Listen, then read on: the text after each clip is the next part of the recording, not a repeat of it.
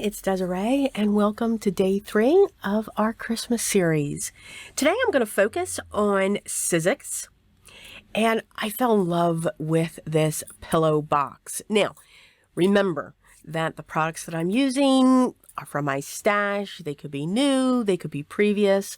As long as they're still available, I will make sure I link them down below. So you'll get sick and tired of me hearing say that. Okay. When you die cut this with the pillow box, you want to make sure that you die cut it 2 times, one for the front and one for the back.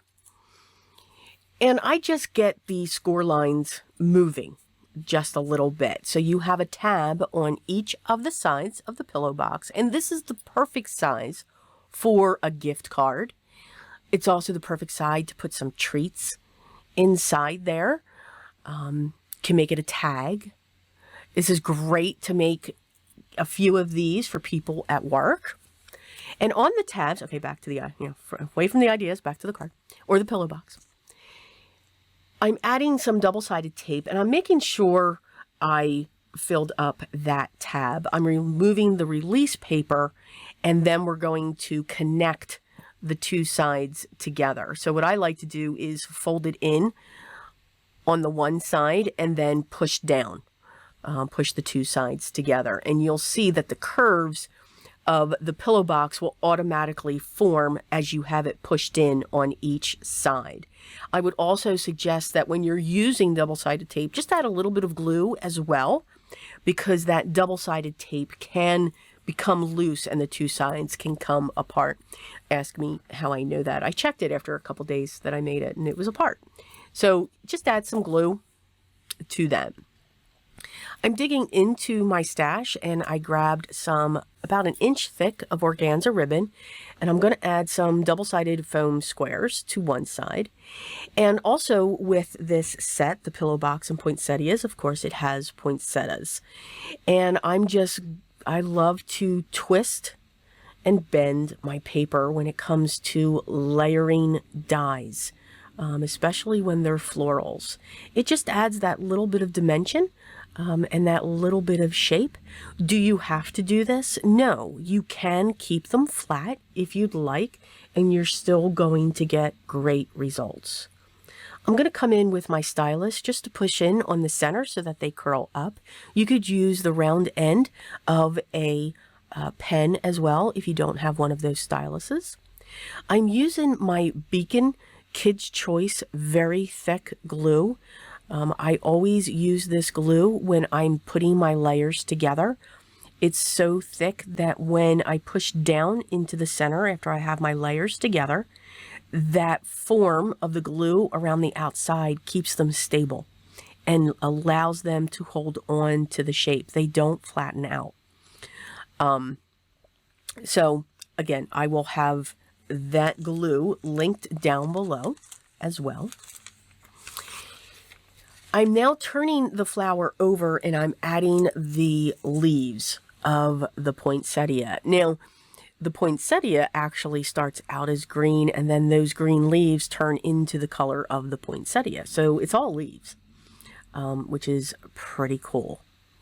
Once I have them together, I'm going to place this on top of that double-sided foam square and push down, which is going to add even more dimension.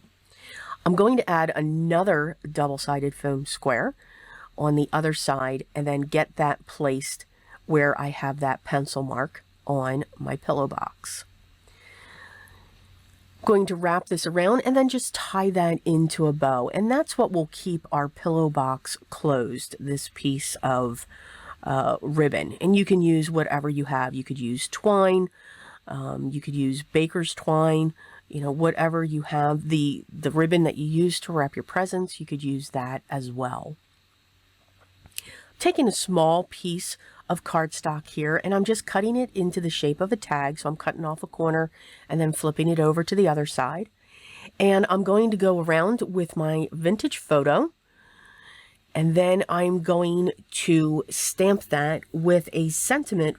It's a stamp set by scrapbook.com called Gifting and Tag Sentiments, and I'm going to use the one that says Merry Christmas, And I'm going to use my clear ink and heat set this with gold embossing powder. Now, you saw I went around the edge with Vintage Photo. That ink is still wet. Always remember that even though you do that around the edge and it's very light, it is still wet. So, of course, when I put my embossing powder on, it picked that up. But once I got most of it knocked off, but I did like the effect to go around the edges as well for that tag. So it kind of came out pretty cool. Just little tiny flecks around the outside. But something to remember, that when you do ink around the edges, you need to make sure that it's dry if you're adding heat embossing onto that. I'm going to add a small piece of double-sided foam square and get that up underneath and place that down as well. For the center of the poinsettia, I'm adding some matte gold, or a matte gold pearl, and then I'm also going to add some gold gems around the outside. Just a few of those to fill up that center. Now you see the glue now, but trust me, once it dries, it is completely clear. Yay!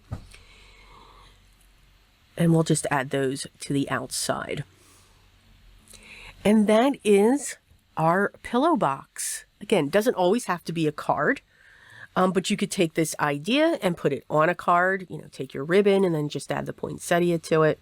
You can see that once you untie the bow, there's notches in the cardstock, if I get that out of my way, that you can just open. And you do want to make sure that if only one side has the notch, you want that to be on the inside so that the recipient can open up and get the goodies that are inside. So again, great for a gift card, great for candies or treats or anything like that, and a quick, easy gift to give to someone.